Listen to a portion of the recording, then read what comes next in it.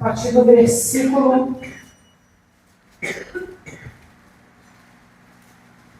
45. Glória a Deus, aleluia. Diz assim a palavra de Deus. Porque até mesmo o Filho do Homem não veio para ser servido, mas para servir e para dar a sua vida em resgate de muitos. E eles chegaram a Jericó. E saindo ele de Jericó com os seus discípulos e um grande número de pessoas, Bartimeu, o cego, filho de Timeu, estava sentado ao lado da estrada, mendigando. E ele, ouvindo que era Jesus de Nazaré, começou a clamar e a dizer: Jesus, filho de Davi, tem misericórdia de mim. E muitos mandaram que se calasse, mas ele clamava ainda mais: Filho de Davi, tem misericórdia de mim. E Jesus, parando, ordenou que ele fosse chamado. E eles chamaram o homem cego, dizendo-lhe: tem bom ânimo, levanta-te, ele te chama. E ele, lançando de si a sua capa, levantou-se e foi até Jesus. E Jesus, respondendo, disse-lhes: o que queres que eu te faça? E o homem cego lhe disse: Senhor, que eu receba a minha visão. E Jesus lhe disse: vai no teu caminho, a tua fé te curou. E ele imediatamente recebeu a visão e chegou Jesus e seguiu a Jesus pelo caminho. Esse tema de campanha, né, que é um tema que nos provoca, principalmente quando a gente vive num tempo em que as pessoas estão muito preocupadas em medir a unção de alguém pelo barulho que ela faz, pela capacidade de atrair pessoas que ela tem, pelo modo simpático com que ela explana a palavra, ou pela eloquência da sua fala. E, infelizmente, é uma experiência que a igreja tem vivido de ser cotidianamente enganada pelos seus próprios olhos, enganada pelo seu desejo de querer nomear e determinar a partir de si aquilo que só Deus pode dar a alguém, aquilo que só Deus pode atribuir a qualquer pessoa. Então a igreja por muito tempo se apegou à religiosidade das roupas. Então crente era quem usava um coque, quem só usava saia. Eu fui dessas, viu, querido? Então eu posso falar disso com muita tranquilidade, né? Quem só usava saia, quem só usava roupa de manga, quem tinha um cabelo comprido, quem não usava maquiagem, quem não usava brinco, quem não usava esmalte, quem não usava enê, quem nem depilava as axilas, só Jesus na causa, não é? Então, por muito tempo a igreja foi muito caracterizada por esses costumes. E não apenas por uma questão religiosa, mas também por uma questão moral e ética. Então é muito comum hoje você ouvir as pessoas dizerem que a igreja está passando certas situações porque passou a dar mais liberdade às pessoas, passou a permitir muitas coisas que não permitia.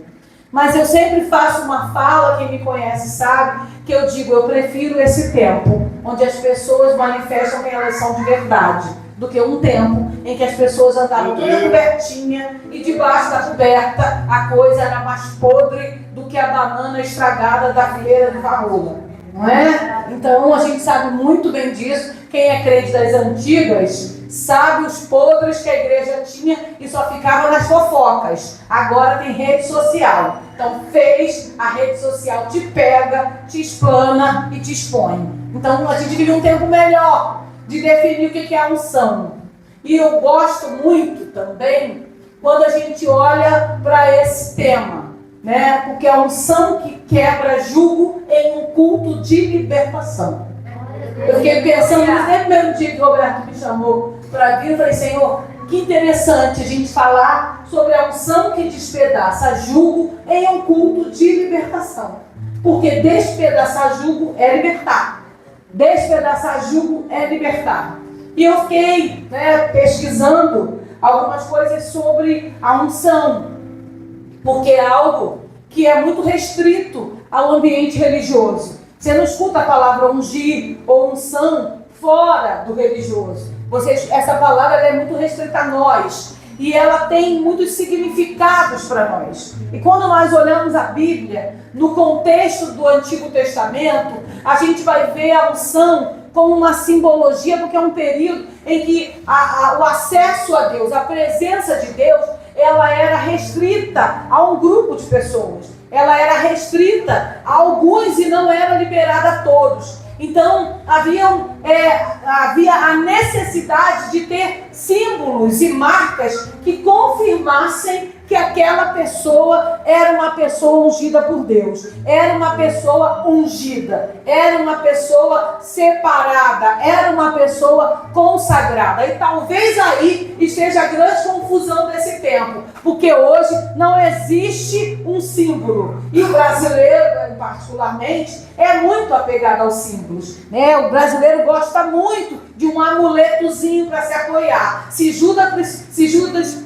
precisou beijar Jesus para marcar que Jesus era o escolhido, se ele precisou ter esse sinal. Hoje o crente tem uma necessidade, não só o crente, porque o católico e outras religiões também são muito apegados aos amuletos, às coisas que são visíveis, às coisas que são tangíveis. E quando nós pensamos, eu, Rejane, particularmente, converso muito isso com algumas pessoas da igreja, que Jesus disse que os nossos sinais, os nossos símbolos desse tempo seria o milagre, seria acontecer coisas extraordinárias, como nós acabamos de ouvir aqui do nosso irmão Robson. E hoje a igreja, por incrível que pareça, está distraída desse movimento de entender que manifestação de sinais, cura, sinais, maravilhas,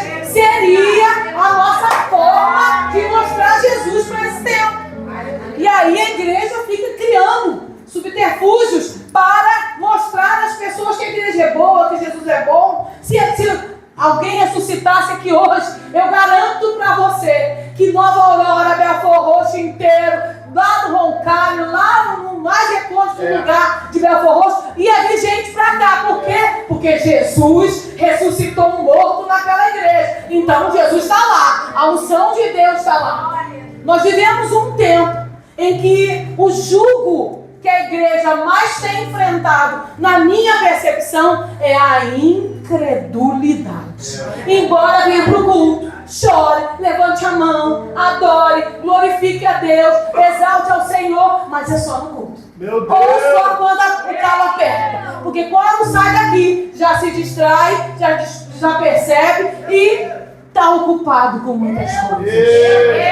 E quando nós olhamos para a palavra de Deus, é muito interessante quando você lê os textos que falam sobre o jugo e sobre a unção. Eu me detive a ler alguns, porque a unção no Antigo Testamento, ela tinha essa função da marca, né? De mostrar para todo mundo que Deus tinha escolhido alguém. Então, quem eram essas pessoas? Eram reis, eram sacerdotes, eram profetas. Por quê? Porque o povo precisava acreditar. Então, vinha aquele que era imbuído da autoridade de Deus. Ouvimos aqui o Robson falar da autoridade, não é? Da autoridade de Deus, e derramava o óleo sobre a cabeça de alguém. E o derramar do óleo era a confirmação de que aquela pessoa foi designada por Deus para um propósito.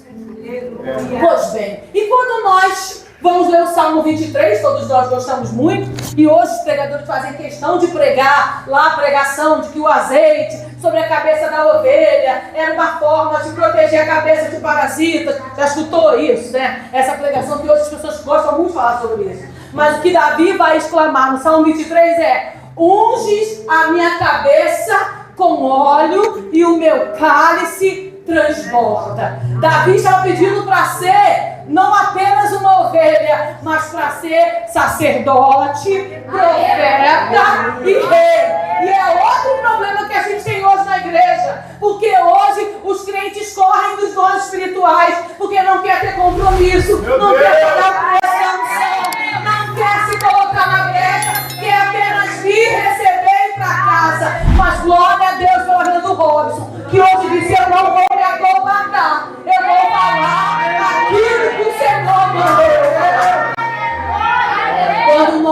entendemos que o desatar da unção é um movimento que precisa partir de nós, aí é que a responsabilidade aumenta.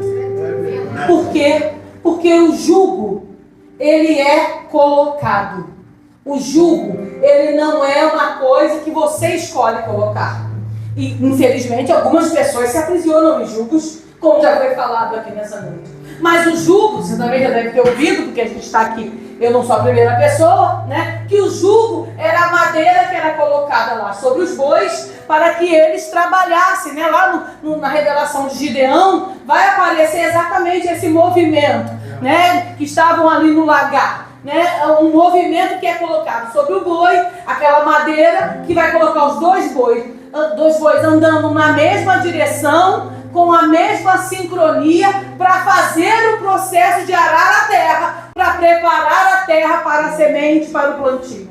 E quando eu fiquei pensando sobre isso, eu falei, Senhor, como é difícil nós falarmos sobre o jugo, porque não foi uma escolha do boi receber um jugo sobre seus ombros. Não é uma escolha do boi fazer um trabalho em conjunto com o outro. Mas quando a gente entende que quando esse texto é dito que o jugo vai ser despedaçado por causa da unção, eu começo dizendo, parece que eu estou exortando a igreja, mas eu não estou não. Porque o texto de Isaías, capítulo 10, versículo 27, onde está registrado essa frase, que o jugo será despedaçado por causa da unção, o Senhor está aborrecido com o seu povo. É um momento em que ele diz que a Síria é o cinturão dele para bater no povo, porque o povo anda com o coração endurecido e desobediente. Quando você lê Mateus capítulo 11, que o Roberto citou aqui, quando Jesus diz, vinde a mim todos vós que estáis cansados e oprimidos, e eu vos aliviarei, tomai sobre vós o meu jugo que é suave e o meu fardo que é leve. Jesus também está diante de um povo que o recebeu, viu seus milagres, mas não creu. Jesus está mais uma vez. Se Deus lá em Isaías está diante de um povo que está sendo trucidado porque não atendeu o propósito divino, está debaixo de jugo porque não ouviu a voz do Senhor, Jesus não bota jugo pesado para ninguém. Então não estou passando por isso porque o Senhor está me ferindo. Não, querido, Jesus disse que o jugo dele é suave. O jugo dele é suave. Pode estar doendo, mas é suave. Sabe por quê? Porque você passa na prova, mas ele passa contigo. Você está lá, ele está contigo. Não são dois trabalhando juntos na mesma direção, com o mesmo propósito. Está doendo, mas ele está contigo. Então está doendo, mas você está cantando. Está doendo, mas você tem esperança. Está doendo, mas você está dizendo, o Senhor é bom. O Senhor nos exerce.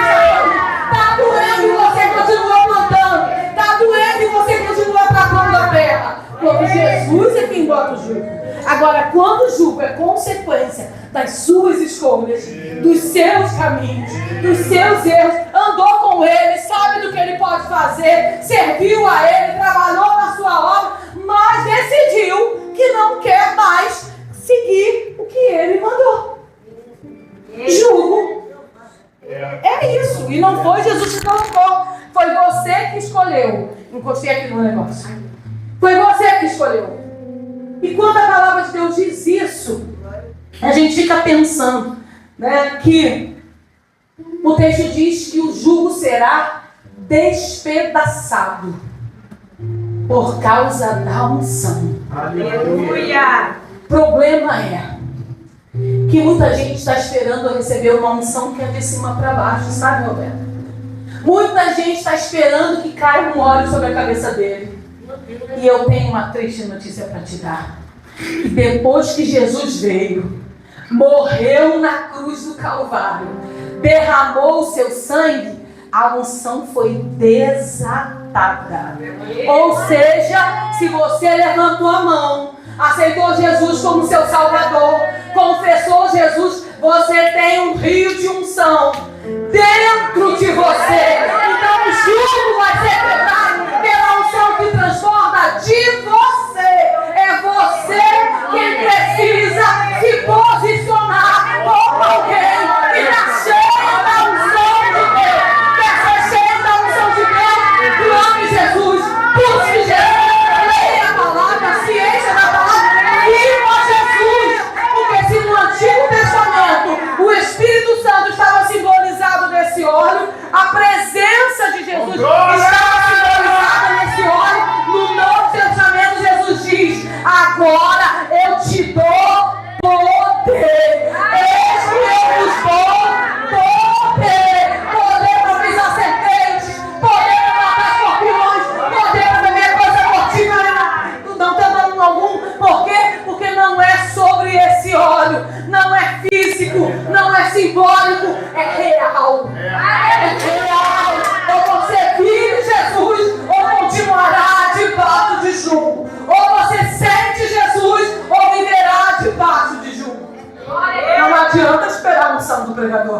Não adianta esperar a unção do cantor. Não adianta esperar a unção do culto. A unção precisa estar em você.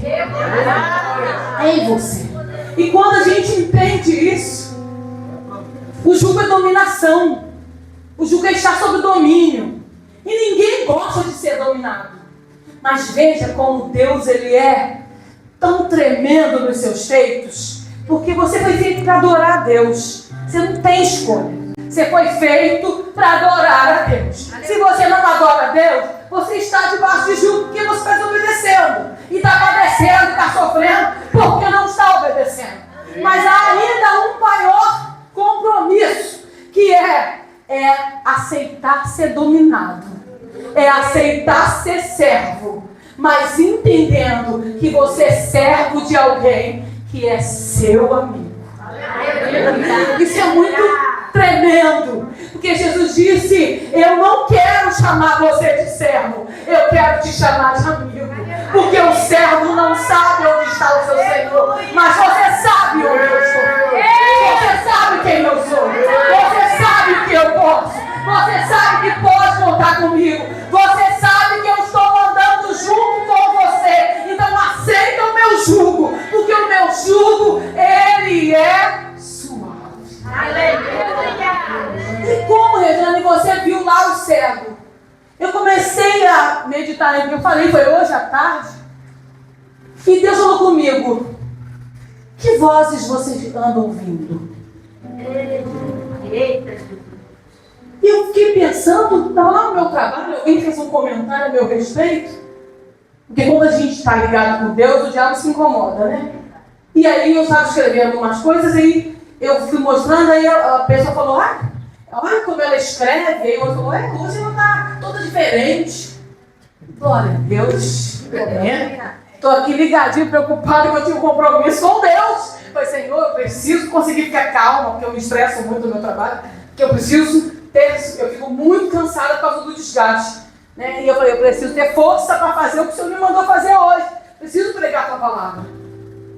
E Deus colocou no meu coração: que vozes você vai ouvir? Que vozes têm ocupado seus ouvidos? E quando a gente ouve a história de Bartimeu, a gente ouve a história e a gente lê na palavra a história de um homem que ele tinha nome.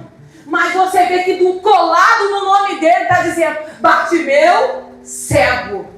Bartimeu, cego. Filho de Timeu. Por que não é Bartimeu, filho de Timeu, que estava cego? Por que não é Bartimeu, servo de Timeu, que sofria de uma enfermidade que o deixava cego? Não. O texto diz: Bartimeu, cego, filho de Timeu. 2 vezes tem essa referência no texto. Ele é chamado de cego. Porque muitas vezes as pessoas olham para nós e lembram do que está em nós que não é natural. Lembram do que está em nós que não anda de acordo com o que é o esperado. Olham para nós e só vê em nós aquilo que não está dando certo. Só vê em nós aquilo que ainda não aconteceu.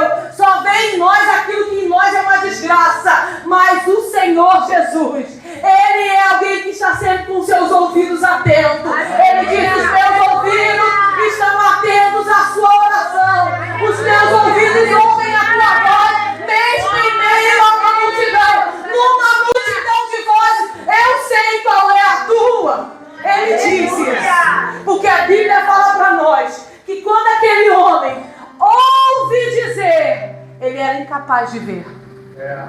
Mas ele ouviu dizer que Jesus estava passando.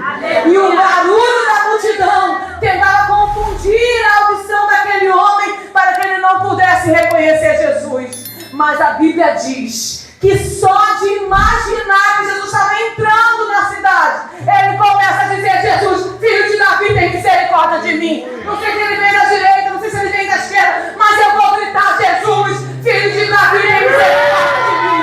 Essa é a condição de alguém que reconhece que a unção que Jesus exala é por onde ele passa. Onde ele passa, a unção vai se expandindo. Onde ele passa, a unção vai sendo expandida. E nós vamos sendo tocados. E aquele homem insiste. Mas as vozes tentam paralisar. As vozes tentam dizer: para de perturbar. Tem tem uma multidão com ele não vai te ouvir. Para de perturbar, para de orar. Não está resolvendo nada a tua oração. Você nunca vai ser o que você está pensando. Isso não é para você não. Escolhe outra coisa. Isso não dá para você. Você é pobre. Você mora em Belfor Roxo. Mas eu quero ser hoje para você. Não pare de clamar. Jesus está vindo. Jesus chegou. E Ele quer morar em você. E eu digo que está escrito no livro de 1 João, que vai dizer: vós tendes a unção do santo. Vós tendes a unção do santo. E sabeis tudo que precisa saber.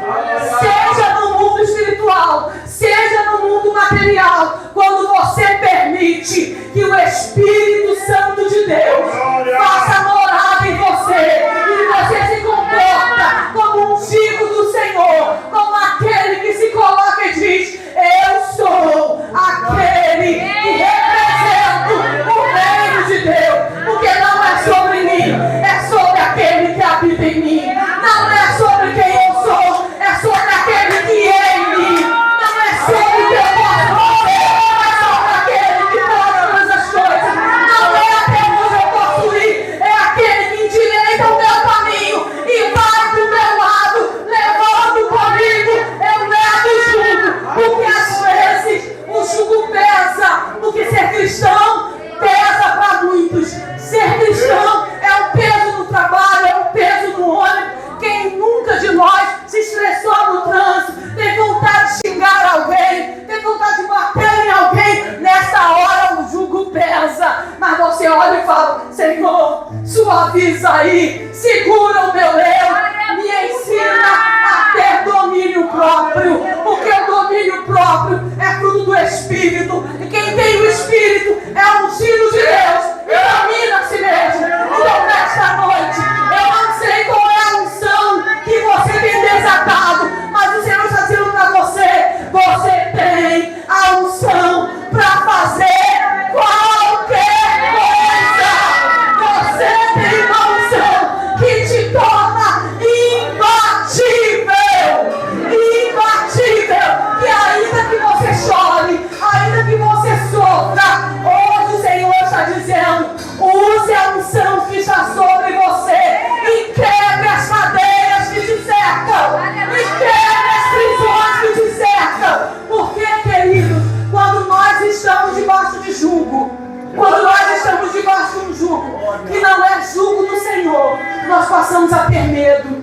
Nós passamos, irmãos, eu vou dizer para vocês, o começo desse ano foi terrível para mim, porque eu fui assaltada dia 26 de janeiro, um dia antes do meu aniversário. Eu estava indo para a igreja pregar. Eu estava indo, era minha responsabilidade pregar no culto. E eu saí da minha casa e na esquina da minha casa eu fui assaltada. Na esquina da minha casa, homens demoraram mais de 10 minutos para conseguir tirar o meu carro de mim e do meu marido. Porque nós estávamos ali, eles não sabiam dirigir o carro, eles não sabiam fazer nada. Aí tem duas igrejas próximas, as igrejas custaram a entender que a gente estava sendo assaltado, porque eu e meu marido ficávamos com a mão inteira o tempo todo pronto, mas a gente orava dizendo: Senhor, está na tua mão, Jesus, está na tua mão, Jesus. Quando a igreja entendeu, porque uma irmã que vinha de longe viu as armas e falou: é um assalto, a igreja fechou as portas. E quando o assalto terminou, os irmãos nos levaram para dentro da igreja e disseram: irmãos, nós não víamos o assalto, a gente só viu os irmãos orando, a gente não viu nada que estava acontecendo. Se não fosse a irmã chegar, a gente nunca ia entender que vocês estavam sendo assaltados, porque ali nós dissemos para o Senhor: Deus deu, Deus tomou, porque o diabo não tem poder de botar a mão no que é meu. Se o Senhor permitiu, tinha propósito. Se o Senhor permitiu, tinha propósito. Mas você imagina que quando eu recebi o convite, no mês de fevereiro, para ir trabalhar em Quintino, eu soube que eu ia ter que passar exatamente no lugar onde meu carro foi encontrado. Eu soube que eu ia ter que passar todos os dias para trabalhar no caminho onde o meu carro foi encontrado. Porque você sabe que para ir para Quintino, pela Via Light, a gente tem que passar na Alcobaça, que é no meio do Chapadão. Meu carro foi encontrado lá. E E quando eu falei, Senhor, o que eu vou fazer? Porque eu não estava conseguindo dirigir o carro, eu não conseguia nem para a igreja, eu não estava nem para a igreja, nada. Eu não estava conseguindo dirigir o carro. E eu falei, como eu vou para Quintino? Eu confesso que eu ainda gastei muito dinheiro no mês de fevereiro, porque no mês de fevereiro, até o meio do mês, eu fui de Uber. Eu dizia, não posso, eu não consigo dirigir. Mas Deus levantou uma pessoa que trabalha lá e falou que morava aqui em Nova Iguaçu. Eu falei para ela, se você disser que vem comigo, eu vou vir de carro.